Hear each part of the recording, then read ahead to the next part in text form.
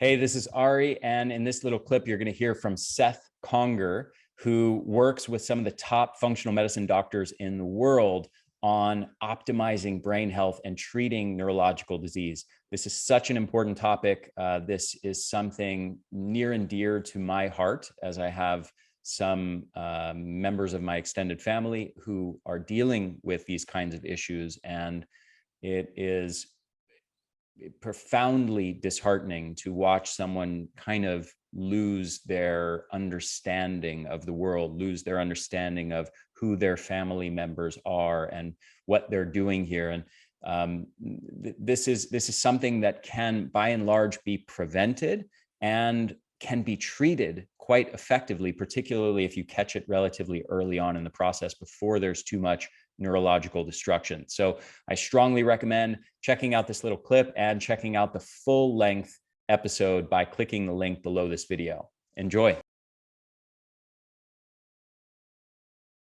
Sleep is really interesting. It's really been hitting the front pages of newspapers and online magazines just in the last year or two, as it's gained a little bit more interest from the public of, oh wow, this is not something that we're just wasting away.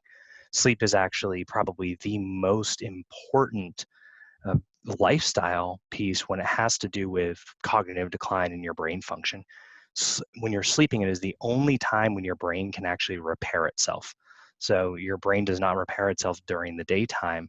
And our body has this lymphatic system that flushes out the toxins and takes care of the waste during the day, but our brain doesn't have that. So during sleep and certain specific stages of sleep, our brain actually shrinks by about 2% and allows our cerebrospinal fluid to actually flush out toxins and dead cells, and it's called neural pruning at that point. This doesn't happen as well if you're only sleeping 6 hours a night or 5 hours a night or 4 hours a night with the use of sleep aids. And sleeping with sleep aids, certain ones, is not the same as deep restorative natural sleep. So we have kind of an epidemic in the country. My favorite text on this is Matthew Walker's Why We Sleep, just an incredible book that really lays this out. And he takes a huge deep dive into Alzheimer's disease and a lot of mechanisms of sleep pointing towards risk factors for Alzheimer's. Now, we know that when you don't sleep well, you don't digest your food well. When you don't sleep well, you don't recover from the exercise that you did the day before. When you don't sleep well, you're then fatigued the next day. So your brain function, actually your executive function or decision making, is lower by about 20 to 50%, depending on if you lost an hour or two of sleep the night before. So you're going to make poor food choices. You're going to be too fatigued to exercise. And then this cycle just repeats itself for years and years as people go on. So that triad of sleep and exercise and nutrition is really important. Now, where we go into the scientific literature, and sorry I took a little detour to get there, but there's only a couple papers right now that are out there that are actually looking at all of lifestyle in a personalized manner when it comes to improving brain function and reducing the risk of Alzheimer's disease. So there was a case study paper that came out a couple years ago that I was honored to throw some cases into, and this was by Dale Bredesen, who wrote The End of Alzheimer's Disease. And that was 100 cases showing the reversal of cognitive decline and improved brain function across about 20 different medical practices that were using his education, had been educated by him and using similar protocols. And that was really interesting, but the data wasn't that strong as far as what exactly people were doing, because the medical professionals aren't research scientists. They don't have labs set up. They weren't set up to track every movement that people were making. We weren't using the same testing in the beginning and the end across the board. So we were kind of hanging our hat on these case studies, and we knew that this was working. We knew that a personalized, proactive approach was getting us great results, but we didn't have this peer-reviewed randomized trial that everybody wanted. Now, in 2019, at the very tail end, in October, Richard Isaacson from the Weill Cornell Alzheimer's prevention group came out with an incredible paper. And this was done over about 10 years of time. It looked at 174 individuals, splitting them up into an at-risk population and a mild cognitive impairment population. And they personalized lifestyle programs and precision medicine to each one of the individuals that was in the treatment group. Now, the most interesting piece of that is they had this bar that they called the compliance bar. And they were able to track to see if people were actually compliant with all of the different suggestions that they were giving them. And they found out that the cutoff was at 60%.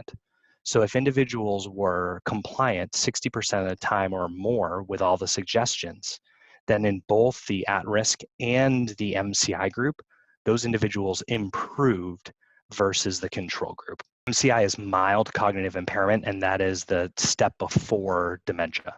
If you have MCI, your risk level is over 50% to head towards dementia.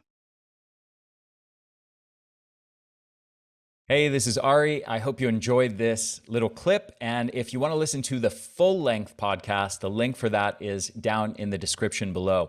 Also, one more thing before you go, I want to mention, in case you don't already know about it, our formula, Energenesis. This is an amazing product that has multiple compounds in it that are scientifically proven in numerous studies to increase your energy levels, not just by 3% or 5% or 10%, but by 30 or 40 or 50% in a very, very short time frame. So one of these compounds that I'll mention here is called NT factor phospholipid. And it is an extract of phospholipids that comes from lecithin. And they extract the pure phospholipids from this, things like phosphatidylcholine, phosphatidylethanolamine, and many others. And these are the same fatty acid compounds, phospholipid compounds, that compose our cell membranes and mitochondrial membranes. And this specific patented formula has been shown actually to enter into the bloodstream undigested, basically without being broken down and denatured through the digestive process in the stomach and the intestines. It makes it into the bloodstream and actually makes it all the way to our cells and to our mitochondria, where it helps repair damaged mitochondrial membranes and facilitates our mitochondria functioning better. Now, all of that sounds like wonderful theory, and it sounds like it could be beneficial, but the real test is, has it actually been studied and been proven to increase your energy levels? And the answer is yes, absolutely. There are numerous studies outlined in a wonderful paper by a scientist named Garth Nicholson, in a paper called Lipid Replacement Therapy. I highly recommend checking this out if you're interested in digging into the research. But this compound has been studied in the context of multiple different kinds of chronic fatigue. Aging-related chronic fatigue, obesity-related chronic fatigue, obscure things like Gulf War illness, and numerous studies in chronic fatigue syndrome. And there are studies showing that this has the capability. They've taken one study, in fact, actually showed that in elderly adults over the age of 65, it restored their mitochondrial health, which had deteriorated heavily. It restored it to the level of healthy 29-year-olds, believe it or not.